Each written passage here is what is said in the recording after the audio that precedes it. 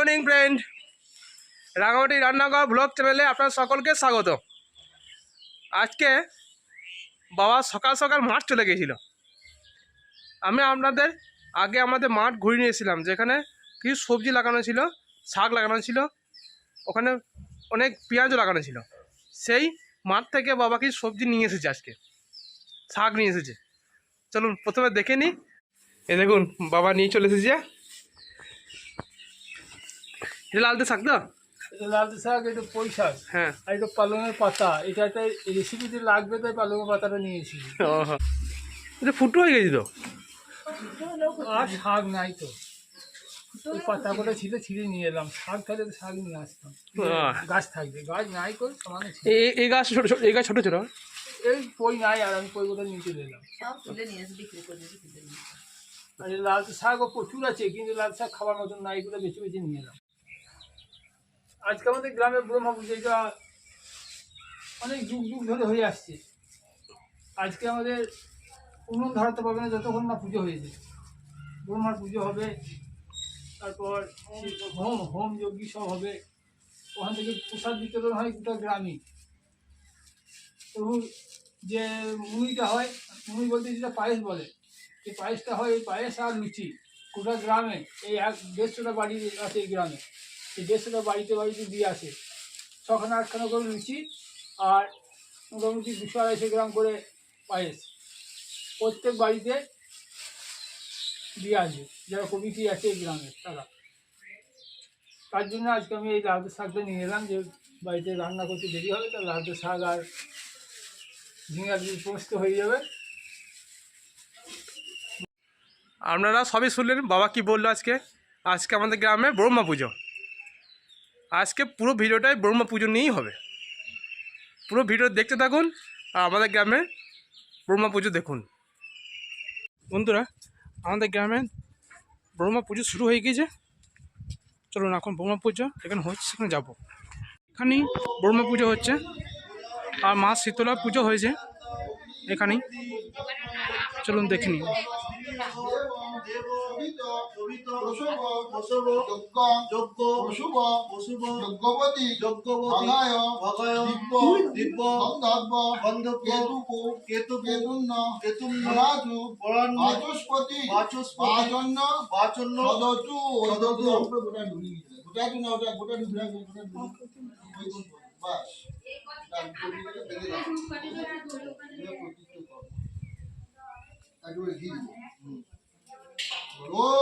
প্রজাপতি ঋষি গায়ত্রী চন্দ্র দেবতা মহাপবিত্র হোমে বিনিয়োগ ওম ভূস্বাহা ওম প্রজাপতি ঋষি উষ্ণিক ছন্দ বায়ু দেবতা মহাপবিত্র হোমে বিনিয়োগ ওম ভূস্বাহা। এখানে তো পুজো চলছে। প্রজাপতি ঋষি অনুষ্ঠুপ চন্দ্র চন্দ্র সূর্য দেবতা মহাপবিত্র হোমে বিনিয়োগ প্রসাদ ভাজা হচ্ছে, ভোগের লুচি ভাজা হচ্ছে এখানে। ভূর্ভুবস্ব স্বাহা।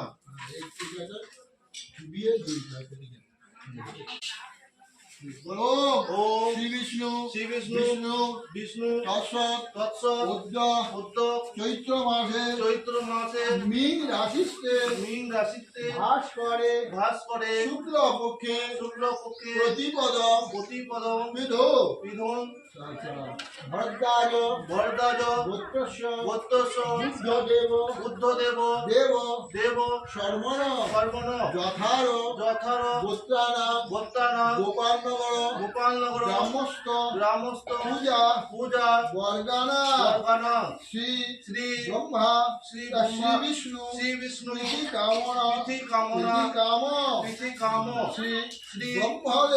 ব্রহ্মদেব কাম পুষ্টি বর্ধন পূর্ব রূপমিব বন্দনা মৃত্যুর্মুখীয় মামিতা সাহা ইতি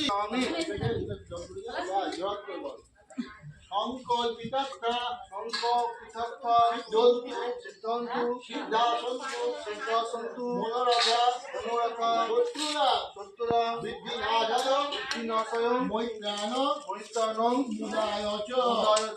আরে ভাই তুই কদিন এখন দিতে পারি না কমন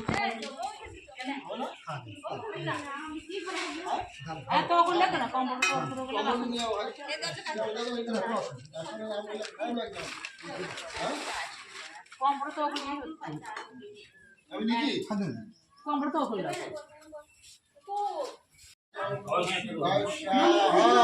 মহাদেব মন্ত্রাণ মহাযোগী নমস্য মহাবাবা হরম দেবতং মকানায়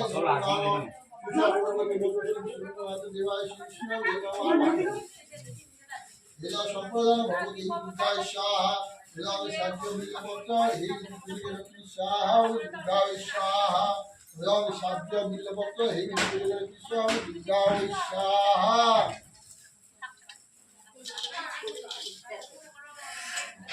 বেদাবে সাহায্য বিল্লপত্র হে লক্ষ্মী সাহা দুর্গায় সাহা সাহায্য বিল্লপত্র হে দুর্গায় সাহা ওম কার্তিকেয় সাহা ওম মহালক্ষ্মী সাহা ওম সরস্বতী সাহা ওম চন্ডিকায় সাহা ওম ঊর্ধ্বচন্ডিকায় সাহা ওম ব্রহ্মাদি ভস্যাহা ওম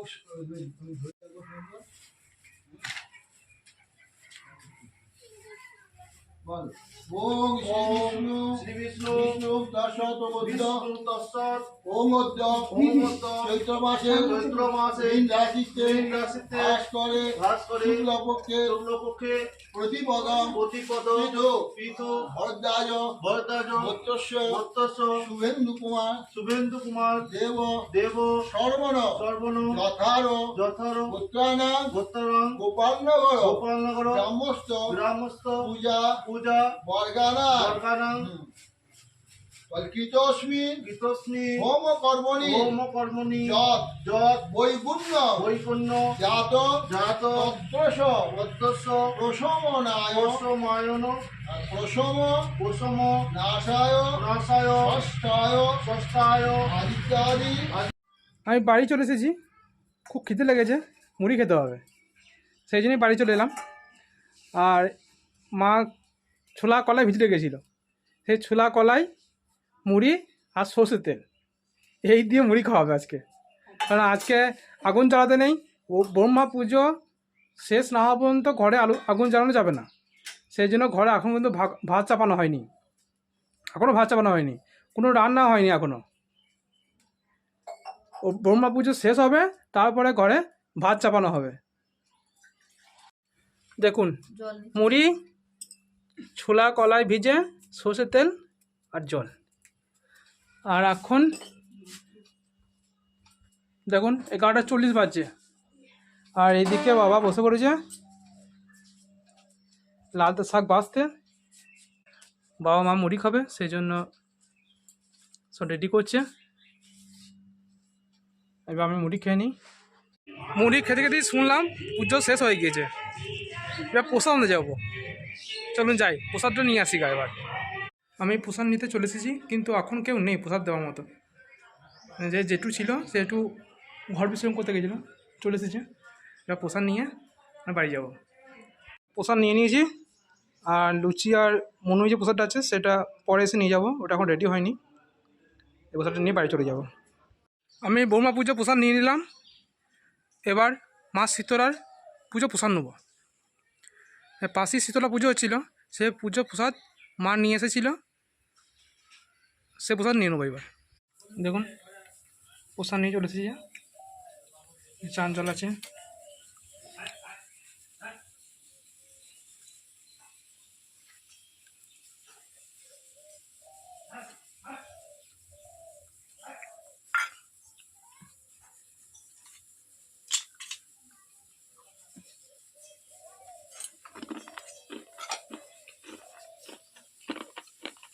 খাওয়া হয়ে গেল, চান জল নিয়ে নিলাম। এবার স্নান করতে হবে, তারপরে ব্লগটা রেডি করে ছাড়বো। দেখুন 2:10 বাজছে, মায়ের রান্না কমপ্লিট। মা 11:30টায় ভাত চাপিয়েছিল, গ্যাস জ্বালিয়েছিল 11:30টায়, এখন 2:10 বাজছে, পুরো কমপ্লিট। এবার আমাদের খেতে দেবে। দেখুন কী কী করছো মা? শাক, আলু সিদ্ধ, সিম ভাজা, পোস্ত, চাটনি। ও, অনেক কিছু হয়েছে তো আজকেও। ভাত বাড়বে, আমরা ভাত খাবো। লুচি আর মনুই প্রসাদ, এটা জেঠুমা দিয়ে গেল। এবার আমি প্রসাদ নিয়ে নেবো। চলুন দেখে নিই প্রসাদে কী দিয়েছে। চলুন দেখি।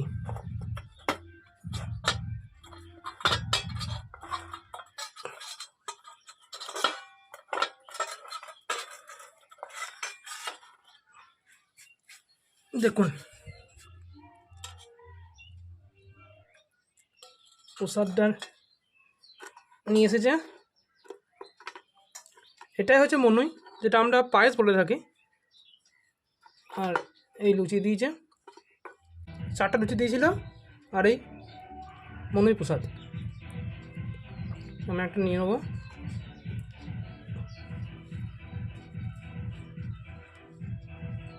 এদিকে মায়ের ভাত বাড়া হয়ে গেছে, তাই তো মা? এবার আমাদের ভাত বেড়ে দিয়েছে মা। এখানে দেখুন বাবা খেতে শুরু করে দিয়েছে, আর এদিকে আমাকেও দিয়ে দিয়েছে। এবার আমরা খাবার খেয়ে নেবো।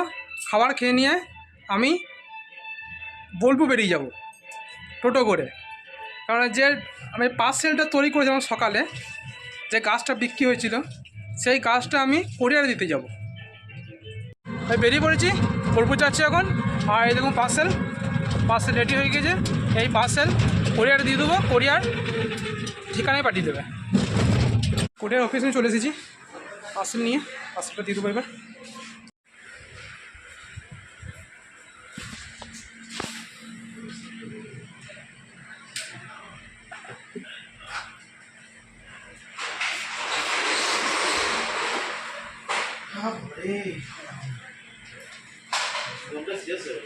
কোরিয়ার অফিসে পার্সেল দেওয়ার পরে এই ট্র্যাকিং আইডি পেয়েছি।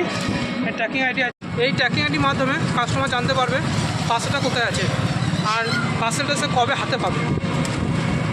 বোলপুর থেকে আমি এখন বাড়ি ফিরেছি, আর নার্সের জন্য একটা জিনিস কিনে এনেছি।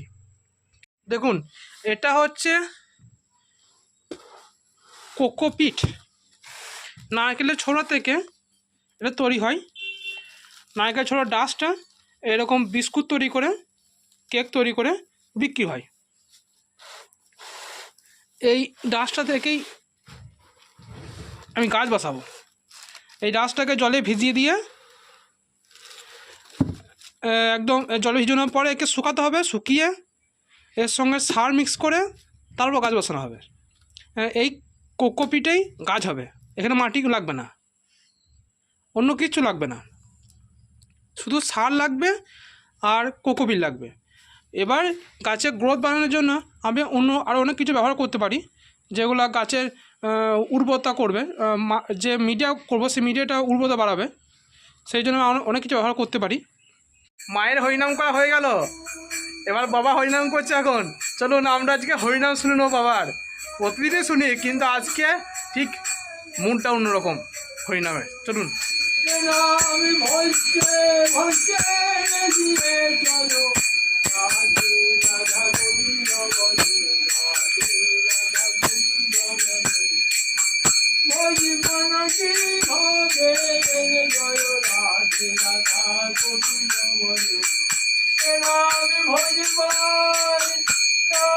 কি ভাবে জয়, রাধে রাধা গোবিন্দ বলে, বিষয় গেলে শুনে গেলে, জয় রাধে রাধা গোবিন্দ। চলুন। আর দেখুন আজ থেকে আমাদের ফ্যান চালানো শুরু হয়ে গেল, খুব গরম পড়েছে। আজ থেকে ফ্যান স্টার্ট। তাই তো মা, আজ থেকে ফ্যান চালানো শুরু হয়ে গেল। কয় কি খেজুর দিচ্ছিলে? আর এই দেখুন খেজুর আমি নিয়ে এসেছিলাম, খেজুর খেতে দারুণ লাগে। আর মা নিয়ে দাঁড়িয়ে আছে এখন, এই খেজুর নেবো আমি, নিয়ে খাবো। দেখুন মায়ের মুড়ি খাওয়া হয়ে গেল, আর বাবারা খাওয়া হয়ে গেছে, আর দাদা এই খেতে বসেছে। এখন তো 7:40 বাজছে, এখন মুড়ি খাওয়া হবে, 7:30 ভাত। আমার তো মুড়ি খাওয়া হয় নাই, আমি মুড়ি খাই নাই, আমি শুধু চা খেয়েছি আর চানাচুর। চা দিয়ে চানাচুর খেতে দারুণ লাগে, সেটা আমি চা চানাচুরই খেয়েছি, আর কিচ্ছু খাই নাই। 10:20 বাজছে, আমাদের খাওয়ার সময় হয়ে গেছে। আর মা এদিকে গরম ভাত থালাই ঢেলে দিচ্ছে, আর দিনে পোস্ত, চাটনি, আলু সেদ্ধ আর ছাতু, তাই তো। বাবা মা ঘুমাতে চলে গেছে, আর দাদা ঘুমাতে চলে গেছে, আর আমি একাই নিচে আছি এখন।